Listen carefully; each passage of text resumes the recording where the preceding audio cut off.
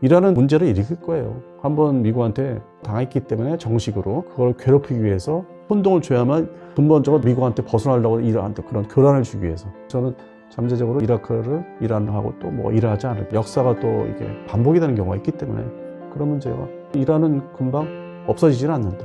미국도 생각을 다시 할 거예요. 금방 끝날 줄 알았는데 역시 중동 국가들의 근성들이 뭐 아랍 계열이든 이란 쪽에 페르시아 쪽이든 근성을 이제 보여준 거잖아요. 쉽게 물러나지 않는다는 거. 그래서 그런 측면에서는 항복이라는 어렵고 제가 볼 때 항복할 사람들 같지도 않고 다만 이제 타격을 줘서 군사력을 좀 가라앉혔다. 시청자 여러분 안녕하십니까. 월간 디펜스 타임즈 발행인 안승복입니다. 지금 계속 연초부터 화제인데요. 이란 전쟁 오늘 3월 14일 기준으로 어떻게 흘러가고 있는지 먼저 정리 부탁드릴게요.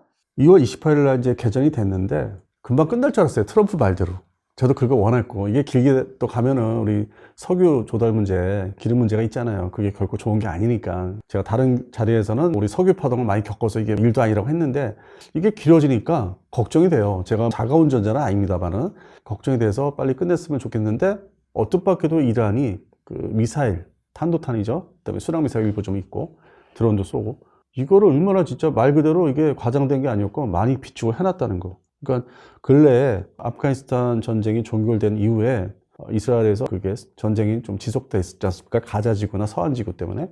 그래서 그때부터 준비를 실제 많이 했다. 탄도 이제 쏘는 거 중심으로 드론도 그렇고 만들기 쉬운 쪽으로.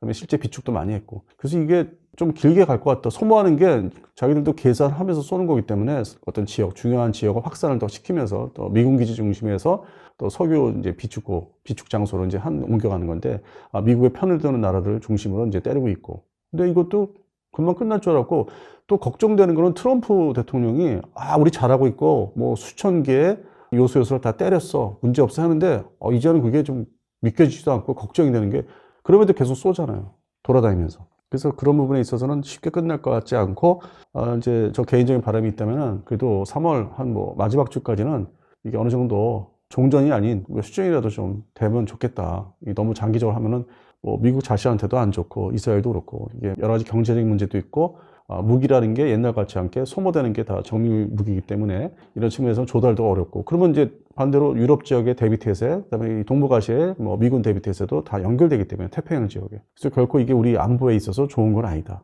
그래서 어느 정도 서로 난타전을 했고 미국도 맛을 좀 보여줬다면은 물론 많은 인명 살상이 돼서 참 그건 안타까운데 이 전쟁이 어쨌든 일어났지 않습니까? 그래서 이게 이 선에서 좀 휴전이라도 했으면 좋겠다. 그런 상황이고 이게 안 끝나면은 뭐 그러면은 계속 쏘고 또 공습을 하고 그러면 나라 자체가 이란이라는 나라가 뭐 소멸되느냐 또 그건 또 아니에요. 이게 지상군이 들어가서 마치 이라크의 바그다드를 향해서 쳐들어갔던 2003년도 이라크 전쟁도 아니고 그래서 결국에는 이란이라는 나라는 존재를 할 거예요. 뭐 지도부가 또 바뀌더라도 그래서 그런 측면에서는 이게 시작이 아닌가 끝나는 게 아니라 시작이 중간점에 와 있지 않나 이 진행되는 게 그리고 결국에는 그 현상 무기의 현상이 저쪽에 러우 전쟁에서는 기존의 재래식 무기에다가 드론이 가세돼서 첨단전이 이제 드디어 21세기 새로운 첨단전이 됐는데 이게 중동으로 내려오니까 항상 30여 년 동안 걱정했던 탄도탄 문제, 순항미사일 문제 이게 다 모든 게 모였잖아요. 그래서 이게 일반 민가에 많이 떨어지고 뭐 우리가 건물, 아파트 중심이나 하여튼 빌딩 중심으로 되어 있는 도심지의 파괴가 아주 심하니까 그게 가자지구 중심으로 봤던 게 이란, 테헤란 쪽에도 이제 일어나니까 저게 결코 남의 일이 아니다. 왜냐? 일단 주변국의 중국이 대량의 탄도탄을 그 시리즈들 거의 유사한 탄도탄을 보유하고 있고 그리고 대만을 쳐들어가면서 주한미군기지를 타격을 하다 보면은 그게 평택, 오산, 군산, 뭐 외관, 부산 떨어지면 결국 우리가 피해를 볼 수밖에 없고 거기에 편승해서 북한이 또 동참할 수 있거든요. 그런 동북아 전쟁이 일어나면은 결국에는 이제 뭐 대만 양안 사태가 동북아 전쟁인 거죠. 그래서 저런 상황이 우리한테 현실이 될 수 있다. 이제는 잠재적인 게 아니라 언론인들이 얘기하는 그런 언론 그 용어로 나오는 게 아니라 실제 현상으로 일어날 수 있다는 게 그게 제일 걱정이 되고 있어서 일단 이게 좀 잠잠해졌으면 좋겠습니다. 네, 이게 최근에 트럼프가 언급을 했던 게 미국은 초기 목표를 충분히 달성했다. 요 말인데 미국의 초기 목표가 도대체 뭐였길래 말을 할 수 있었던 걸지도 궁금한데요. 외형적으로 이란이 원래 친미국, 가까운 친미국가였는데 79년 신정체제로 바뀌면서 뒤집어지면서 그러면서 최대의 적대국이 됐죠. 그 직전까지 미국을 상징하는 전투기 F-14 톰캣, 팬텀, F-5 전차도 그렇고 M60 시리즈들 함정 일부분, 해군항공대 P3 뭐 초계기 F, P3F 초계기라든지 오랜 기간 생존을 해왔어요. 그래서 잠재적으로 군사적인 상징성도 있고 어떤 러시아제나 중국제 뭐 미사일 이런 게 아니라 외형적인 재래식 군사력은 유지를 해오니까 끌고 왔고 F-14 톰캣에 미사일 없으니까 소모해가지고 이란 이라크 전쟁 때 8년 전쟁 동안 또 그거를 유사한 무기를 자기들 자체로 개발해서 자꾸 가시를 하고 흘리고 그래서 저는 이제 어떤 무기 매니아 입장에서 보면은 평론가이기도 하지만 그런 부분을 한번 정리를 하고 싶다는 게 있었죠. 이번에 상징성으로 F-14 톰캣을 뭐 이스라엘군과 합세해서 거의 뭐 소멸시켰다. 그게 2020년도 공개된 영화의 탑건2에서는 나왔잖아요. 그러니까 상당히 대단했던 거예요. 영화의 1편에서 그걸 탔던 탐 크루즈가 2편에서 그 이란 거를 훔쳐서 타고 나온다는 거. 그리고 거꾸로 러시아제 S-57을 경추하는 모습을 영화지만 표현을 했다는 거. 그게 미국인들의 관계자들이 뇌리에 남아있던 거. 1차적으로 상징성을 부여한 게 자, 그걸 때려 부셨습니다. 며칠 전에 보여준 흑백 영상이지만 미국제 C-130 수송기를 때려가지고 날개 꺾어지고 그런 모습을 보이잖아요. 경납고안에 있는 F-5 전투기는 미사일이 쏟아서 파괴하고 러시아제도 파괴를 했지만 그런 부분이 작용을 했기 때문에 재래식 군사력을 다 없애야 된다. 미사일 쪽은 소모되는 거니까 채워넣어야 되고 그리고 이제 핵무기는 미국 입장에서는 개발의 의지를 꺾겠다. 최소한의 시간을 벌어야 된다. 먼저 12전쟁 때 파괴했다고 했는데 완벽하지 않다는 후일담이 나오니까 이번엔 완벽하지 않더라도 어느 정도 이게 재가동시키려면 건설을 해야 되니까 재료도 확보해야 되고 그거를 시간을 벌겠다는 의미예요. 미국 입장에서는. 이스라엘은 다르고 이스라엘은 완전히 없애야 되는 게 목적이고 안보 문제가 심각하니까 가까워서 미국에서는 시간을 벌고 시간 상황 봐서 공습을 할 수 있다는 거예요. 미국 입장에서는. 근데 당장 뭐 탄약이나 미사일 얘기들 하잖아요. 그거를 재충전을 해야 되니까 미국의 방산업체 동원해서 이걸 만들어내야 되잖아요. 만들어서 받아야 되잖아요. 그 시간도 필요하고 그게 다 입고가 돼서 하면은 공습을 할 수 있다는 거예요. 미국은. 그래서 적대적인 관계는 이어질 수밖에 없기 때문에 반복이 되죠. 왜냐하면 상대적으로 이란도 중국한테 달려가서 탄도탄 재료되는 거는 받아올 거예요. 재료라는 거는 그 육로로 해서 실어와도 표시가 다 부분 흩어진 거잖아요. 즉 이게 모여서 미사일이 되는 거니까.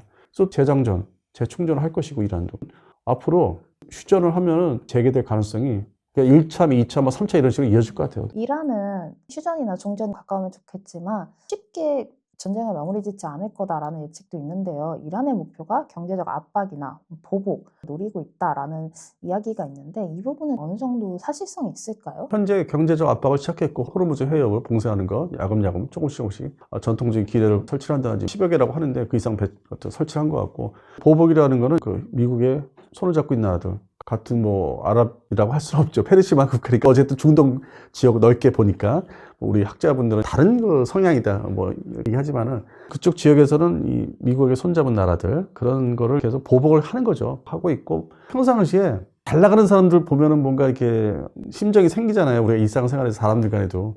그게 이제 아랍에미리트였던 거예요. 신도시 만들고 에어쇼도 하고 뭐 사막에서 관광 아주 유흥지로 만들어버리고 유명한 지역으로. 그걸 또 흉내내는 게 사우디에 뭐 빈살만 흉내를 하려고 했었는데 잘 안 되고 있는데 사우디가 흉내낼 정도였으니까 반대로 이쪽이 이란도 꼴 보기 싫었던 거고 그런 측면에서 시범 케이스로 갖다 쏘는 거죠. 카타르는 뭐 항상 중간에 중재 역할도 하지. 그런 측면에서 집중하고 지형상으로 가깝다는 거. 심리적인 거, 위치, 사거리 문제도 있고 타격할 수 있는 정밀도가 그쪽에서는 잘 먹히고 뭐 많이 막았다 하는데 뭐 엄청 쐈더라고요. 반대로 이란에서 1000발 이상 쏴대니까 그런 측면에서는 아랍에미리트가 회복하기가 경제 측면도 그렇고 관광지로서 회복하기가 시간이 걸리지 않을까. 저부터 그 뭐 아랍에미리트 에어쇼를 하고 방산전시회 나눠서 하기 때문에 가보고 싶었는데 평상시에 갔다 오신 분들 출장 갔다 오신 분들 얘기가 할 게 없고 볼 게 없다. 기존에 뭐 유명한 나라들 싱가포르 뭐 프랑스나 파리 에어쇼는 런던 팜브레 에어쇼는 관광도 하는데 그쪽은 그것만 행사만 갔다 오고 그게 인프라가 억지로 만든 설정된 그 국가의 땅이기 때문에 그래서 그 부분이 손상이 되면은 관광도 회복하기 어렵다. 왜냐면 나오는데 힘들었잖아요. 우리 국민들이. 주변 국가들이 조금 더 폐쇄된 오만이라는데 사막지대가 사우디 그것도 비행기로 이동하고 차량으로 이동하면 시간이 엄청 걸리고 그런 측면을 따져보면은 관광지로서의 가치가 떨어지지 않을까. 유럽은 땅이 붙어 있잖아요. 인프라가 돼 있고 서로 나라도 EU라는 그 지역에 돼 있고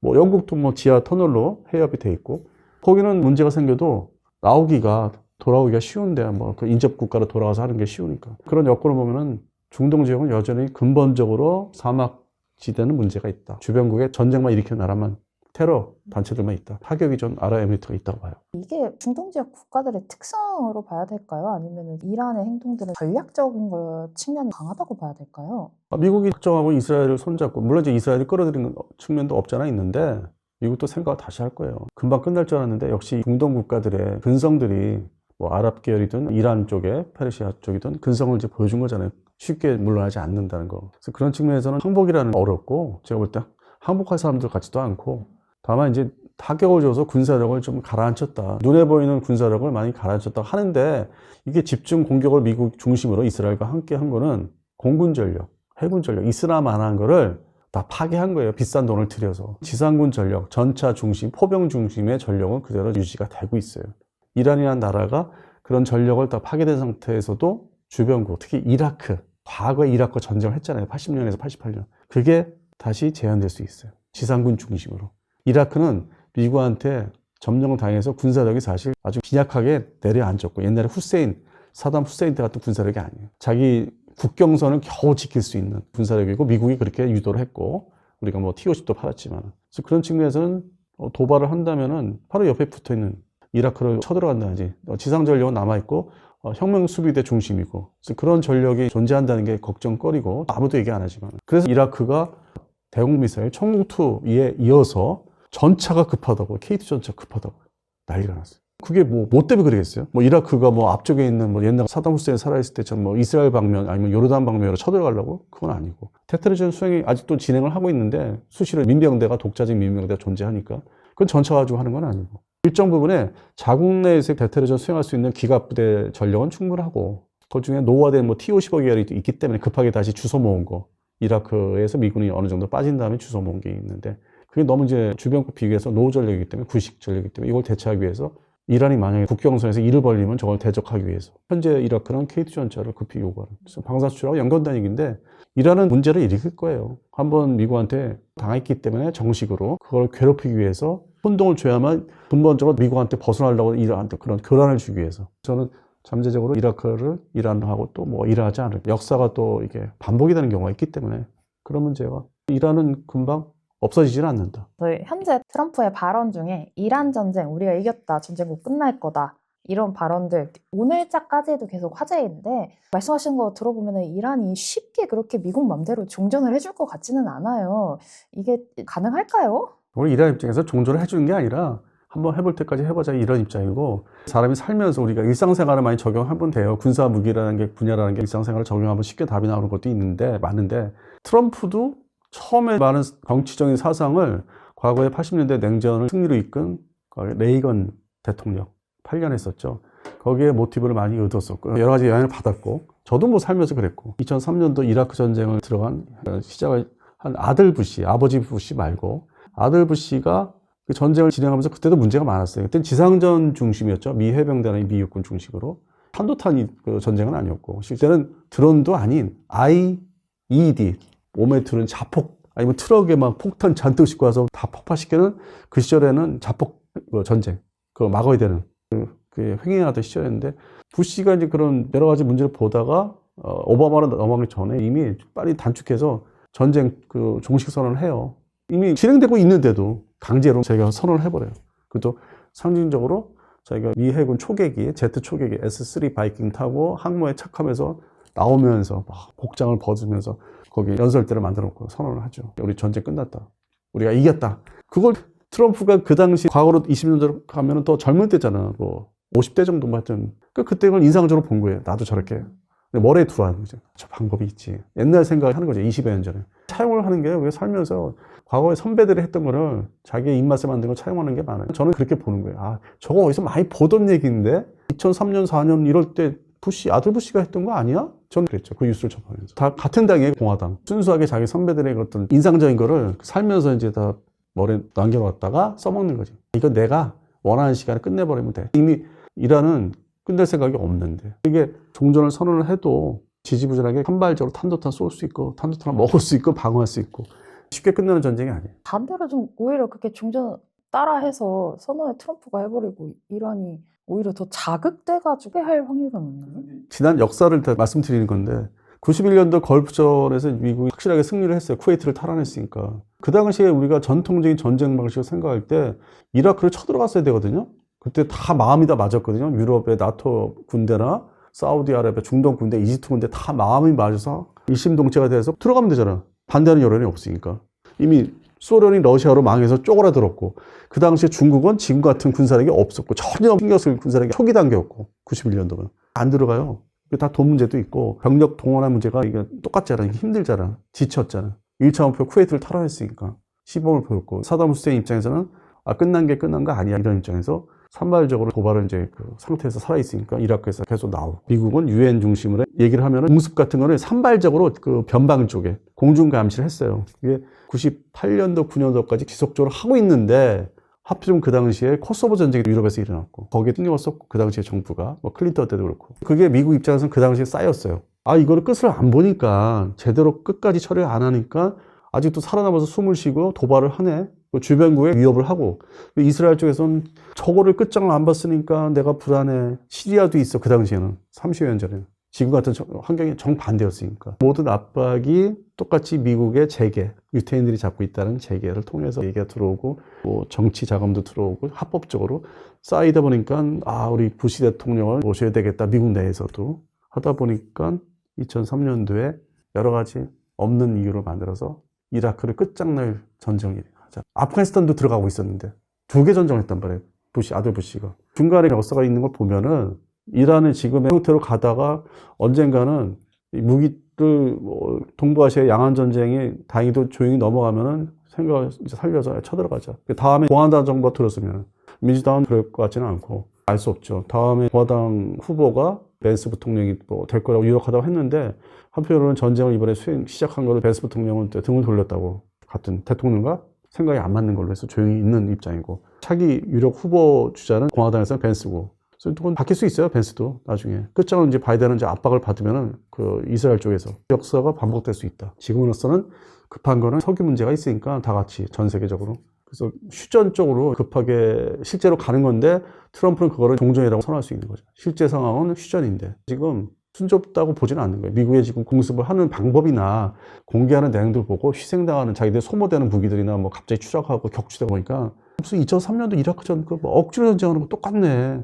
그때보다 규모가 이만큼이 더 줄어들어요. 걸프전 때 이만했으면은 이라크전 때 그 전력이 요만큼 줄어들긴 했는데 근본적인 미국이 등치가 있어서 그런지 제대로 진행하는 게 깨끗하지가 않다는.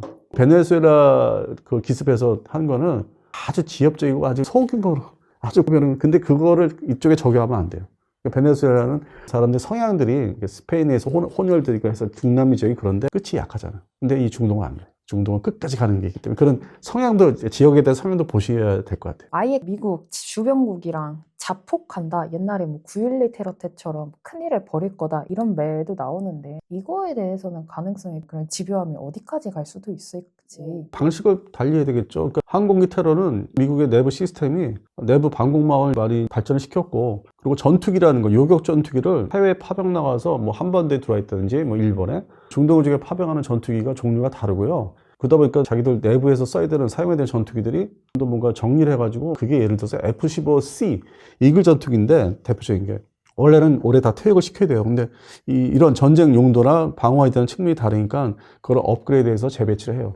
다 퇴역시킬 줄 알았는데 다른 거지만 A-10 공격기를 오산기지에서 다 철수로 작년에 시켰는데 그거 바로 퇴역시킬 줄 알았는데 워낙 전투기가 모자르고 공격기가 모자르니까 이번에 투입을 하잖아요. 일부 뭐 소규모지만 그런 측면에서 보면은 다른 방법을 찾아야 되지 않을까. 이란이 만약에 보복을 아주 자기들이 확실히 하겠다면은 우리가 알 수 없는 방법으로. 근데 현재 핵무기를 완성시킨 것도 아니기 때문에 그게 뭘지는 저도 뭐 상상하기 어렵습니다. 워낙 그 2001년 9.12 테러가 상당히 효과가 컸기 때문에 그들 입장에서는 뭐 미국인들 3천여 명 이상을 죽였는데 그런 대규모 살상을 노린다면 그게 어떤 방식의 방법일까? 무기가 아니라면. 그래서 그런 측면에서는 좀 상상이 안 가는데 예상 밖의 일이 있었던 게 우리 과거 최근에 5년 전에 코로나 같은 그런 생물학적이거든요. 그러니까 MBC 화생방이거든요. 한글로 번역하면 뉴클리어, 원자탄, 바이오로지컬, 케미칼.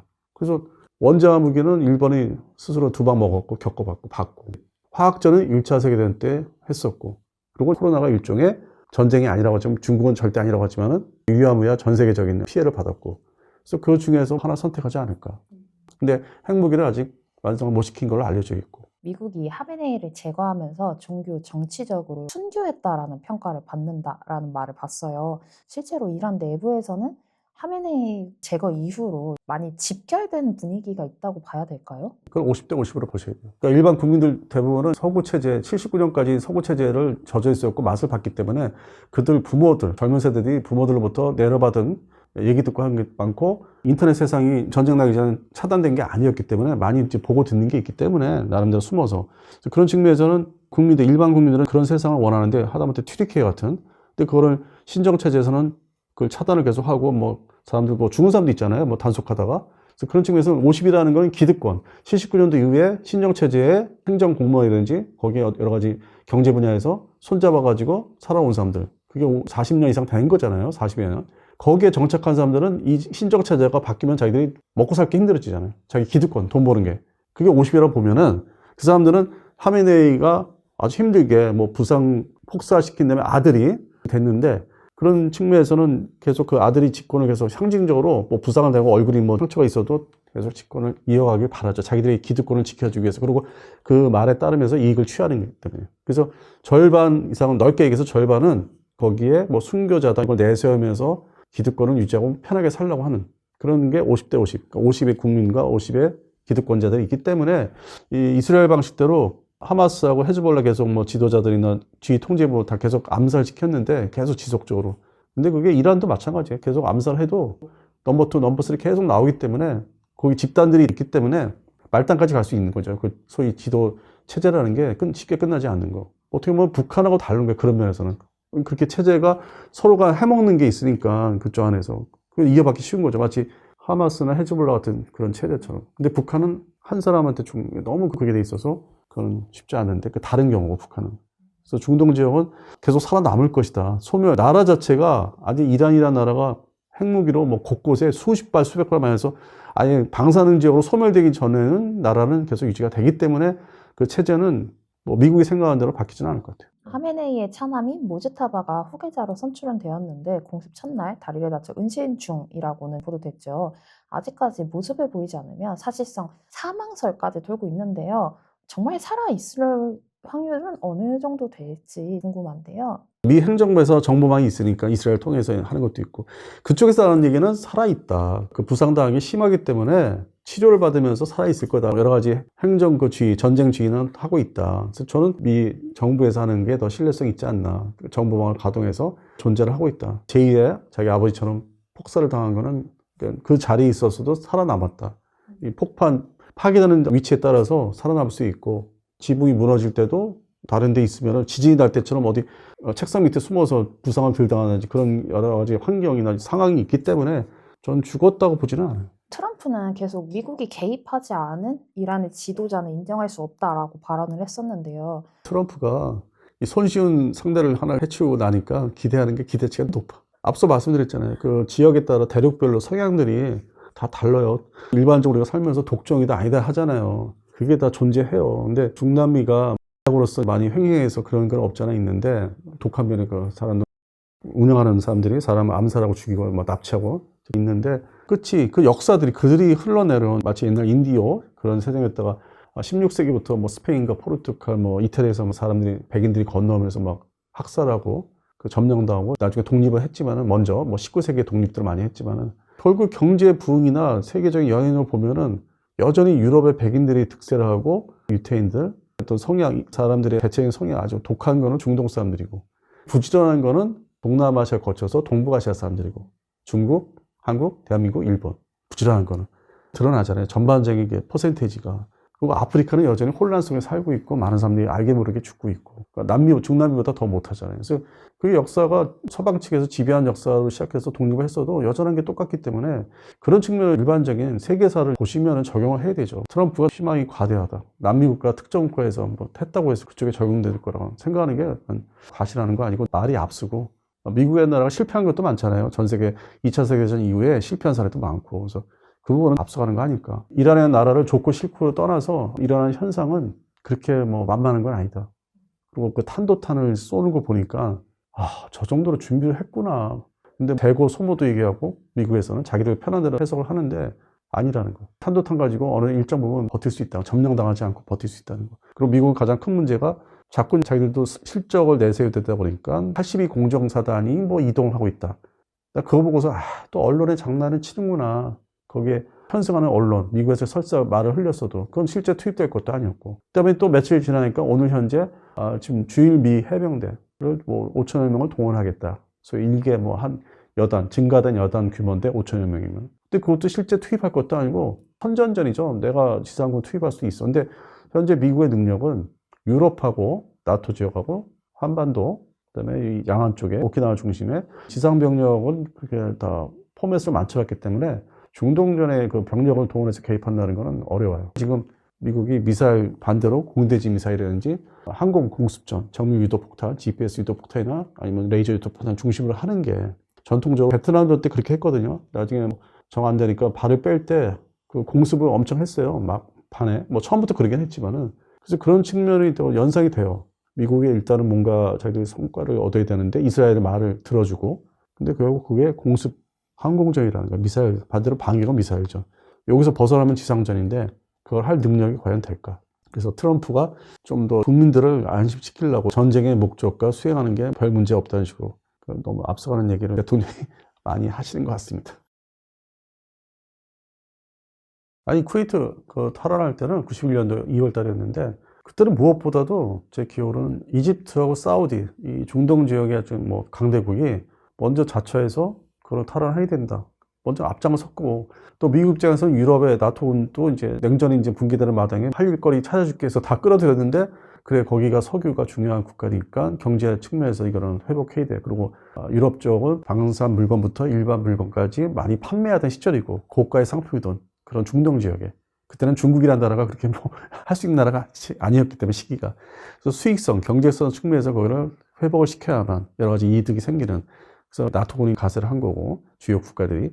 그 다음에 중동 국가를 말씀드린 대로 자기들의 직접적인 이해관계고. 그래서 이게 일심동체가 잘 된 거예요. 그러니까 아주 마음이 다 맞은 거예요. 심리적으로 중동 국가들이 다 같이 저거 때립시다. 부담이 없었기 때문에 쳐들어갔는데 끝을 못 본 거잖아요. 앞서 말씀드린 대로. 나중에 훗날 2003년도에 뒷정리를 꽤 년 지나서 뒷정리를 하려고 보니까 또 그때 와서 상황이 이게 아니니까 또 반대를 했죠. 중동 국가들도 반대를 했고 쳐들어가지 마세요. 거기에 합세를 못 합니다. 그다음에 나토 지역에 뭐 영국, 프랑스 이런 나라들이 이건 힘들어. 저번에 쿠웨이트를 탈환했으면 됐지. 나라 자체를 내버두자. 자기들이 독재를 하든 자기들 국민들을 많이 죽이든 간에 내버두자. 그런 상황이었는데 반대가 많았죠. 그때 2003년도에 부시, 아들 부시 때. 근데 지금은 상황이 또 많이 주변국이 정리가 됐잖아요. 하마스가 전쟁 일으키면서 하마스, 헤즈볼라, 그게 베어세력 이란이고, 예멘 후티 반군은 지지부진한 거고, 사실 그 변동이 없었고. 그 무엇보다도 시리아가 붕괴된 게 결정적이에요, 시리아가. 그래서 지금 남은 이란 하나. 예멘은 이미 1950년대, 60년대 아주 뭐 영국군이 또 개입한 적이 있었어요. 한때 미국보다는. 아주 골아픈 지역이에요. 근데 거기는 이익이 그런 경제적인 뭐 석유 문제에 있어서 이익이 그렇게 중대 큰 지역은 아니라서 방치하자. 지금도 앞으로도 방치하자. 그런 입장이고. 근데 시리아가 붕괴되면서 이란은 석유 문제도 있고 핵무기를 개발하는 상황이니까 이게 바로 쏘면은 미국까지 날릴 수 있고 ICBM을 북한처럼 시도를 할 수 있기 때문에 핵무기가 탄생되면은 로켓 기술이 있으니까 발전시킬 수 있고 안 되면 북한한테 기술 받고 파키스탄한테 몰래 기술 받을 수 있고 그런 잠재적 여건이 있기 때문에 미국도 일정 부분 이스라엘하고 공통성이 생긴 거죠. 저 핵무기 근본적으로 이거는 제거해야 돼. 대륙과 탄도탄을 만들 수 있으니까. 그래서 이게 그런 부분에서 합심을 해서 들어간 건데 전 세계적으로 우리가 일상생활에서 중요한 게 맨날 석유, 그놈의 지겨운, 뭐 저도 그것 때문에 돌아다니기도 하지만은 일상생활은 뭐 전기고 뭐고 하네. 근데 한편으로 지겨운 거예요. 73년 4차 중동전 때부터 그 석유 파동을 사실상 평생 겪으면서 맨날 석유 얘기.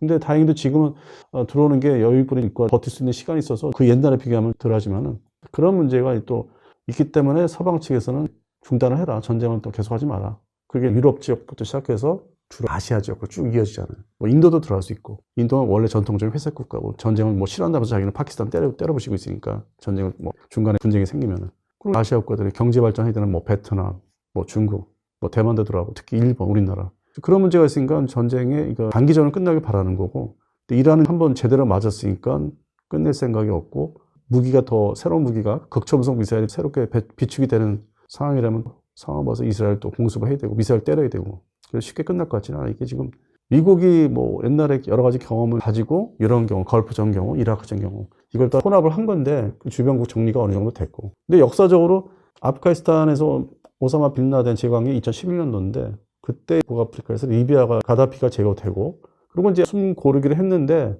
이 시리아 내전이 생겼죠. 2014년도에. 그래서 바로 아사드 정권이 붕괴될 줄 알았는데 10년을 끌었어요. 지금 러시아로 도망갔지만.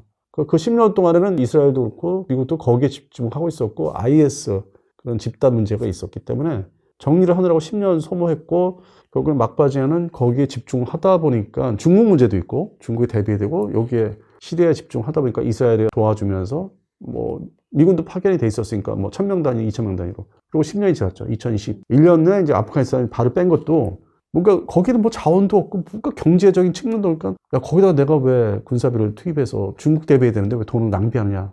그런 게 근본적으로 국방부 내 미국의 국방상 내부에 있었으니까 버려. 옛날에 베트남 문제 우리가 버리듯이 버려. 아니 거기 뭐 이익이 없어. 그래서 2021년 8월 달에 버렸는데 나왔는데 급하게 짐 싸서 급하게 나왔는데 그 다음에 공교롭게 러우 전쟁. 마치 79년도에 그 소련군이 아프가니스탄 옛날에 쳐들어가듯이 뭔가 이렇게 있어요. 상관관계가 희한하게. 러우 전쟁이 바로 발생했고. 그래서 그게 다 이어지면서 23년도 10월 7일 날, 22년도 2월 24일 날 러우 전쟁인데 이건 나토 문제죠. 근데 그 다음에 10월 7일 날에 하마스가 쳐들어오니까 이스라엘 공격하니까 이걸 뒤집어서 야 이번에 다 정리해. 근데 그때 또 시리아도 살아 있었어요. 23년도에는 막판이었는데도 애매하게 이스라엘 혼자 막 미국한테 폭탄 그 보급을 받으면서 하마스 막 때려부시고 헤즈볼라 동시에 없애야 되니까 레바논이 서식하는 헤즈볼라 그 와중에 이란하고 공습전을 하고 동시에 시리아도 붕괴가 되고 이게 여건이 형성된 거야. 저기 하나밖에 안 남은 거야. 아주 본질 하나 이란. 그러니까 형성되니까 미국도 이건 한번 때려잡자. 그래서 이번에 했는데 이것도 끝은 안 날 것 같아. 건드려 놓긴 했는데 재래식 군사부터 제거를 했어야 되는 상징성 문제. 미국 입장에서. 근데 이스라엘 입장에서는 이게 끝장을 볼 수가 지금 현재 없겠다. 그 다음에까지 뭐 다른 얘기로 말씀드리면은 또 종교적인 측면에서 얘기하면 우리가 제일 흔하게 들었던 게 아마겟돈 전쟁 얘기 있어요. 그런 측면에서는 처음에는 이게 공습전이 시작했을 때 그때는 아마겟돈 저는 이게 개인적으로 떠올렸는데 이게 지속되고 이란이 살아남을 것 같으니까 그러면 저들이 숨을 쉬면서 살아남으면 결국에는 핵무기를 그렇게 두들겨 맞았잖아요. 자기네 지도자가 폭살당하고 그러면 그들 입장에서는 핵무기를 결국 완성시킬 수밖에 없죠. 거꾸로 그렇게 해서 가진 상태에서는 뭐 일종의 너 죽고 나 죽자 뭐 이런 식으로 핵무기, 핵전쟁이 그 지역, 해당되는 지역에서. 전에는 제가 서남아시아, 인도, 파키스탄을 얘기했는데 거긴 또 미국의 관심이 그렇게 근본적으로 없으니까 현재. 이게 중동대나 해당 지역과 바로 옆에 있잖아요. 파키스탄, 인도하고. 이게 거기서 동시에 뭐 이어질 수 있는 지구 최후의 전쟁은 오히려 미국, 러시아, 중국이 아니라 그런 지역에서 연이어서 지구 멸망의 날이 시작이 될 수 있다. 제가 가상 시나리오로 말씀을 드린 겁니다. 이게 확정된 얘기가 아니라 가상 시나리오. 지금 너무 흥미로운 얘기라서 실제로 모지타와가 회복하자마자 우리 진짜 제대로 핵전쟁 한번 해보자 갈 수도 있을 것 같다는 생각이 들어요. 밑에 사람들이 그렇게 부추기고 그래서 여러 가지 의견을 하나로 합하죠. 과거에 여러 가지 영화들을 보시면은 공산체제, 소위 뭐 소련 체제에서 스탈린 이후에 사후에 크루시초프가 들어서기 전까지 그런 내부에서 영화에 다 나옵니다. 보시면은 간접 경험을 할 수 있는데 그런 협의, 정치 협의적인 게 있으면은 혁명 수비대 중심으로 그렇게 갈 수 있죠. 그러니까 거꾸로 입장 바꾸려고 생각하면 이게 뭐 신정체제다, 저 사람들 국민을 죽였다, 탄압했다, 이걸 배제한 상태에서 저들이 생각할 수 있는 게 저희들이 틀을 다시 정리할 수 있는 게 어차피 재래식 무기는 보니까 이 공군력이나 해군력은 다 스스로도 포기를 한 상태더라고. 제대로 그거 가지고 대적을 할 거라고 생각을 안 했던 것 같더라고. 앞으로 이란 전쟁 어떤 점을 중점으로 보면 좋을지 예상과 많이 달라진 부분들이 많으니까 시각에 대한 조언 한마디 부탁드릴게요. 이게 처음에는 러우 전쟁 때는 전차 자주포 드론, 특히 드론이 대세였다고 생각했는데 미사일 전으로 옮겨지니까 지역이 달리하면서 내가 사는 땅에서 저런 일이 진짜 현실이. 왜냐면 북한이 비대칭 무기 그동안에는 70년대 그때 우리가 떨었던 게 북한의 전차하고 전투기였거든요. 우리보다 숫자를 더 늘리고 그 당시 소련으로부터 군사 원조를 아주 뭐 많이 받아내고 양다리 외교였지만 그다음에 또 중공, 그 당시 중공에 또 쫓아가서 80년대 초반에 똑같은 전투기, 면허 생산한 거나 카피 생산한 전투기나 전차를 또 받아오고. 그래서 그러던 시절을 살았기 때문에 머리에서 연상하고 영화에서 봤던 대로 이 휴전선을 시구 철조망을 다 뚫고 내려오는 재래식 전쟁, 기껏해야 포병전, 그다음에 AN2기를 동원한 게릴라전 그 정도였는데 그게 어느덧 세월이 흐르면서 우리가 국가 경제, K방산이 발전하면서 80년대를 지나면서 90년대 본격적인 경제 발전이 이루어지고 이제는 선진국 뭐 얘기를 하잖아요. 요즘은 자주 얘기를 안 하지만은 그 정도 수준이라고 얘기하는데 그래서 재래식 군사력이 우리가 50년 사이 발전을 엄청 잘했어요. 그래서 K방산이 그래서 수출을 나가는 거고 오랜 시간이 지나니까. 그래서 북한은 상대적으로 그러한 일반적인 돈 재원 투자가 안 되니까 그 비대칭 무기를 더 신경을 쓴 건데 그것도 게릴라 부대 양성보다는 타격을 할 수 있는 거. 그런 사례가 직접 자기들이 보게 된 게 역시 걸프전 때. 걸프전 때 미국이 어떤 무기에 이라크에 어떤 무기에 벌벌 떨었나, 이스라엘이 어떻게 떨었고 저게 소규모로 쐈는데 어떤 위력을 발휘하고 그래서 흔하게 얘기하는 게 패트리어트라는 미사일을 얘기하면서 그럼 뒤집어 생각하면 한도탄, 핵무기도 동시에 병행해서 개발하지만 그래서 탄도탄이 전 세계적으로 위협의 존재가 등장한 거는 실제적으로는 93년부터. 근데 북한은 92년, 그 전에 92년에 대포동 미사일이라는 걸 일본을 향해서 한번 쏴서 시범을 보입니다. 90년대 초반에 걸프전의 여파가 탄도탄으로 옮겨간 거는 맞다. 또 이라크 입장에서는 그 전에 1980년에서 88년 사이에 다 뒤로 가는 거예요. 이란을 상대로 또 이란은 이라크 상대로 스커드 미사일 종류로 서로 지금같이 주고받는 게 엄청 많았던 시절이 있었어요. 80년대 그 8년 전쟁 동안에. 그래서 그거에 단상이 남아있는 이라크가 이스라엘 향해서 쏘고 뭐 미군한테 쏴서 그때 미군도 군사무기가 들어올 항만에 피격돼서 그 군인들이 죽고 미군이 죽고 뭐 물자가 파괴된 적이 있어요. 근데 그게 흔한 많지 않은 사례였기 때문에. 그리고 패트리어트를 쐈는데 실패한 경우도 있었고 맞힌 경우도 있었고 그때 당시에 패트리어트 팩2라고 하는 건데 요격률이 한 25% 정도밖에 안 되던 시절이니까. 그것도 그걸 보고 대한민국에서는 야, 북한이 스커드 미사일을 소련제, 러시아제 스커드 미사일을 갖고 있는데 우리가 빨리 패트리어트 미사일 도입해서 대비해야 된다 하는데 그 당시에 K방산의 국내 업자들이 지금의 K방산 나가는 회사죠. 옛날 그 사람들의 선배들이겠죠. 현재 거기에 종사하는 사람들의 선배들, 임원들이 90년대 자기 물건을 K1 전차라든지 K55 자주포 이런 데 돈이 국방비에 들어야 되니까 언론을 조정을 해서 엉뚱한 얘기를 해서 패트리어트는 쓰레기 무기라고 한번 아주 제대로 얘기한 적이 90년대 중후반이에요. 못 들어오게. 예산이 딴 데로 셀까봐. 그래서 K방산이 나쁜 짓을 하던 적도 있었어요. 물론 그게 했기 때문에 지금 또 K2 전차나 K9 자주포가 생긴 거는 맞는데 제가 그 당시에 봤을 때는 패트리어트 그다음에 1세대 아파치 못 들어오게 막았던 시절이 있었어요. 그 예산이 글로 못 가게. 뭐 지금은 잘 된 건데 오히려 그 당시에는 우리가 북한의 스커드 미사일 두려움에 떨던 시절이었는데 군 계통에 계신 분들은 그게 어쨌든 세월이 그렇게 해서 역사가 흘러오면서 뭐 중동의 역사라든지 전쟁, 한반도에서 그런 작은 그런 위협이 있었고 점점 커진 거예요, 지금. 그래서 흔하게 북한이 대남 뭐 도발을 안 해도 압박을 위협을 하는 게 뭐 하루가 멀다 하고 뭐 김정은이가 가서 딸 데려가서 쏘는 거 맨날 참관하는 게 일부러 그렇게 하는 거예요. 겁봐. 나한테 덤비지 마. 미군 기지에 똑같이 작살낼 수 있어. 그런 설레를 그래서 보여주는데 이란전을 보니까 김정은이 능력되네. 할 수 있네. 저 평택기지 뭐 건물 많이 져는 거 오산기지 요즘 건물 많이 졌더라고요. 거기 주둔하면서 편하게 살라고 아파트 내부에 많이 졌더라고. 최근에 TV 화면 보니까. 그거 다 망가지겠더라고. 사람도 죽고. 그래서 만만치 않다. 북한도 이 비대칭 무기를 상당 부분 쌓아놓고 있으니까 중국은 말할 것도 없고 대만을 향해서. 동시에 중국군의 탄도탄이나 극초음속 포함해서 북한군도 마찬가지고. 주한미 기지가 아주 아작을 작살을 낼 수 있겠다. 맞아야 지금 어떡하겠어요. 뭐 패트리어트 쏘면은 다 수백 발 쏘는 걸 다 막을 수 있는 것도 아니고. 그래서 진짜 걱정이 시작이 됐어요. 본격적으로. 그 일본에서는 일본의 군사 관계자들은 거기 평론가들이 많은데 이미 2013년도에 아예 그 사례를 조직적으로 그 보고서 그러니까 시중에 공개하는 거예요. 책이에요. 내놓고 있어요. 그거를 저는 이제 10년 동안 보면서 공부를 하잖아요. 보는데, 아이씨, 뭐 이게 일어나겠어. 미국이 알아서 잘 맞겠지. 사드도 있는데, 패트리어트 성능 좋아졌다는데, 이게 그렇게 되겠어 했는데, 딱 전쟁이 딱 보니까, 이거 이쪽에서 생기겠네. 주요 미국 기지뿐만 아니라, 뭐, 일본 본토의 미국 기지. 오산군산 개작살 나겠네. 이거 무섭네. 요즘 제 심정은 그래요. 군사적인 무기 측면에서.